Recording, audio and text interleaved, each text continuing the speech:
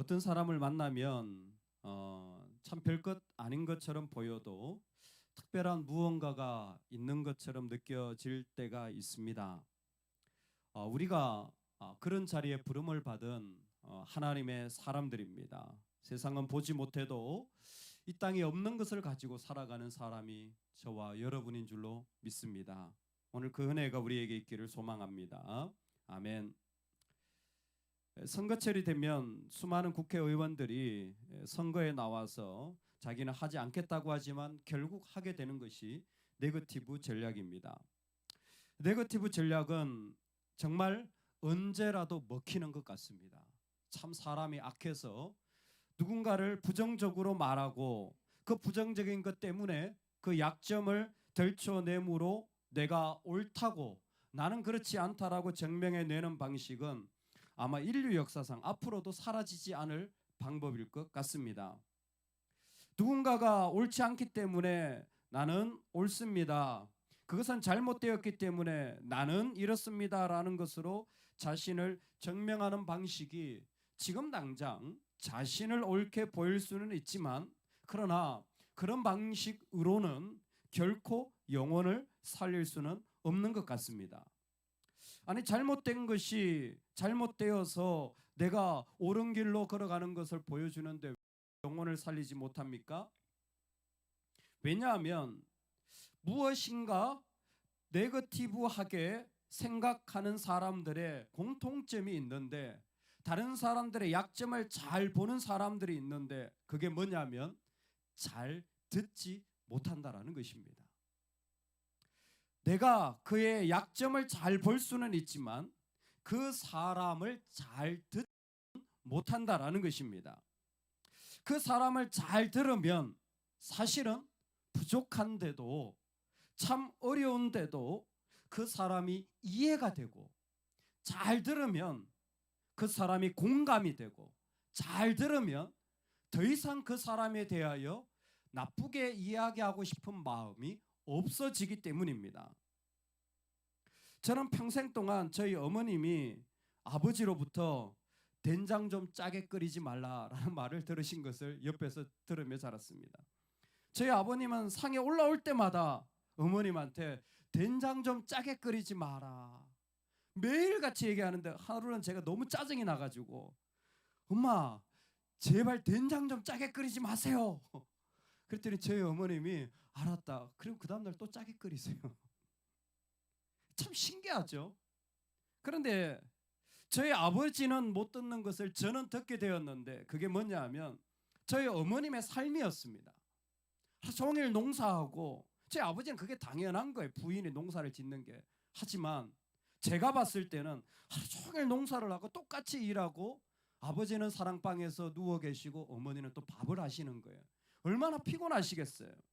그러니까 어느 여인네들이 하루 종일 밥을 준비하는 그런 상황하고는 완전히 다르다라는 것을 조금씩 보게 되고 어머님의 신음소리를 듣게 되고 아파하는 소리를 듣게 되면서 이게 왜 안 바뀌는지 조금씩 이해가 되어지는 거예요. 공감이 되어지는 거예요. 나중에 그런 얘기를 할 수가 없습니다. 우리가 살아가는 삶의 자리에 사실은 지금도 우리의 마음 안에는 사단이 심어준 이 잘 듣지 못하게 하는 씨앗이 자라서 우리로 하여금 얼마나 부정적인 자세로 살아가게 하는지 모릅니다. 그런데 여러분 이 말씀이요 계속해서 진행되어지고 있는데 바리새인들이 예수님을 시험해요. 사두개인들이 예수님을 시험합니다. 그리고 서기관들이 예수님을 시험하는 것이 오늘 장면이에요. 계속해서 예수님을 시험해. 좀 그만 좀 했으면 좋겠다라고 말하고 싶을 심정입니다. 그런데 이 서기관은 달라요. 이 서기관은 네거티브 전략으로 예수님께 나오지 않은 유일한 사람이에요. 서기관 중에서도 유일한 예입니다. 아니 똑같이 다 예수님에 대하여 부정적인데 왜 이 사람은 그렇지 않느냐? 서기관 중 한 사람이 그들이 변론하는 것을 듣고 예수께서 잘 대답하신 줄을 알고 나와 묻되 아멘. 이 서기관은 분명히 예수님을 인정하지 못했을 텐데 예수님을 듣기 시작한 거예요. 듣기 시작하자 예수님의 이야기가 참 옳은 말이라는 것 그리고 참 그 이야기가 동의할 만한 것이라는 것을 마음에 품고 나온 거예요. 그러니까 자세가요 긍정적으로 바뀌는 겁니다. 여러분 잘 들으시기 바랍니다. 상대방을 잘 들으면 내 마음의 자세가 달라지는 겁니다. 오늘 그 은혜가 있기를 주의 이름으로 축원합니다. 아멘. 이 서기관은 예수님께 나와 정말 자신이 할 수 있는 너무나 궁금하고 존경의 마음을 담아 예수님께 질문합니다. 모든 계명 중에 첫째가 무엇입니까? 이것은 시험이라기보단 정말 이 사람으로서는 궁금했던 한 가지였던 것 같습니다. 모든 계명 중에 첫째가 무엇입니까? 이것은 말씀 그대로 이해하자면 수많은 계명 중에 그 중에 제일 되는 하나가 무엇입니까? 부정적인 계명이 365개, 365일, 그리고 긍정적인 계명이 248, 248개입니다. 합쳐서 613개의 계명이 있어요. 그 중에 최고의 계명이 무엇입니까? 라는 질문이 될 수 있을 것입니다. 그런데 조금 더 본문에 부합하게 설명하자면 사실 계명 하나를 말하는 것이 아니라 모든 계명이라는 것이 모든과 계명이 딱 떨어져서 모든이라는 것이 모든 사람을 의미하는 그 느낌이 강합니다. 즉 모든 사람들이 지켜야 될 한 가지 계명이 뭘까요? 여기에 서기관은 마음이 열려서 여기에 모든이라는 말이 유대인뿐만이 아니라 아마 유대인이 아닌 자들, 즉 이방인들 있죠. 자신들은 결코 같이 할 수 없었던 자들. 그래서 조금 있다 보면 누가 나옵니까? 사마리아인이 나오는 거예요. 저 사람도 저런 인간들도 만약 우리가 이 땅에서 지켜나가는 유일한 한 가지 계명이 있다면 예수님 당신은 뭐라고 생각하십니까? 애고 어른이고 잘한 사람이고 잘 못한 사람이고 꼭 한 가지 해야 할 계명이 있다면 뭐라고 생각하십니까? 예수님 한마디로 말씀하시죠. 하나님을 사랑하는 것이다. 사랑하는 것이다. 사랑하는 것이 한 가지 유일하게 해야 할 법칙이다. 우리 오늘 말씀 한번 읽겠습니다. 30절인데요. 30절입니다. 시작. 내 마음을 다하고 목숨을 다하고 뜻을 다하고 힘을 다하여 주 너의 하나님을 사랑하라 하신 것이요. 아멘. 아멘. 이거 어디 나오는 말씀이죠? 신명기 6장 5절이죠. 쉐마 교리지 않습니까? 이스라엘아 들으라. 너는 마음을 다하고 힘을 다하고 그리고 목숨을 다하여 주 너의 하나님을 사랑하라. 근데 마가복음에서 하나를 딱 더 포함했어요. 뭘요? 거기에 뜻을 다하여. 뜻이라는 게 뭐냐면 생각과 지성이에요. 그러니까 예수님의 권세로 하나님의 말씀을 확장시켜서 우리가 한데 더 강조하는 게 뭐냐면 너희가 정말 힘을 다하고 의지적으로도 하고 그리고 너희가 영혼을 다하기도 하고 너의 감정을 쏟기도 하는데 더욱더 하나님을 알아가는 자리가 필요하다. 그렇게 하나님을 사랑하라라는 어떤 중요한 도전이 그 가운데 포함되어 있는 것입니다. 그런데 이것은 단순히 여기에만 있는 것이 아니라 다시 이어져서 둘째는 이것이니 내 이웃을 내 자신과 같이 사랑하라. 즉 이 사랑의 실제적인 만남과 범주가 너의 삶의 안에 있어야 된다라는 거예요. 그래서 오늘 우리가 하는 삶의 자리가 뭐냐면 사랑이라는 이상과 그리고 오늘 살아가는 삶의 현실 사이에 하나님 우리를 끼워 놓으신 것입니다. 그 끼워 놓은 자리에서 하나님의 일들이 이루어지도록 우리를 계속해서 인도해 가시는 것이 하나님이십니다. 하나님은 지금도 우리를 통하여서 그 일들이 이루어져 나가기를 소망하고 있는 것입니다. 중요한 것은 여러분 만약 실제로 한번 해보려고 할 때 그 일들이 되어지지 않으면 내가 하나님의 그 사랑의 마음을 가지고 하려고 했는데 품으려고 했는데 나아가려고 했는데 되어지지 않으면 어떻게 해야 되냐면 그 사람보다 하나님이 우선되어야 합니다. 잘 기억하십시오. 그 사람보다 하나님이 우선되어야 합니다. 하나님을 사랑하라 이웃을 사랑하라는 것의 핵심이 뭐냐면 우선되는 계명이 있는데 하나님 사랑이에요. 이게 먼저 되는 계명입니다. 이게 먼저 되는 계명이에요. 하나님 사랑이 먼저 되는 우선되는 일이에요. 그리고 나서 이웃 사랑입니다. 근데 이웃을 사랑하는데 안 되잖아요. 그럼 어떻게 해야 돼요? 이 사람 왜 안 돼? 그러는 게 아니라 우선되는 하나님 사랑으로 내가 돌아와야 돼요. 왜?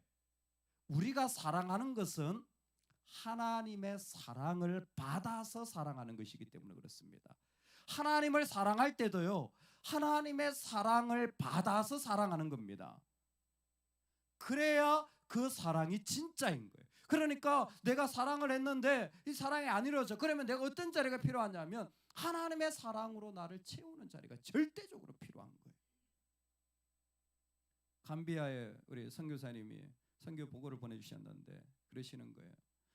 기독교 학과 교수로 일기생을 지난 5월에 졸업을 하고 이제 아이들을 다시 모집해서 하는데 나라 자체가 무슬림이니까 지원자 자체가 없을까봐 늘 그 교수님들을 기도한다는 게 마음이 불안한 거죠. 학생들이 없으면 그 과목이 폐지되니까.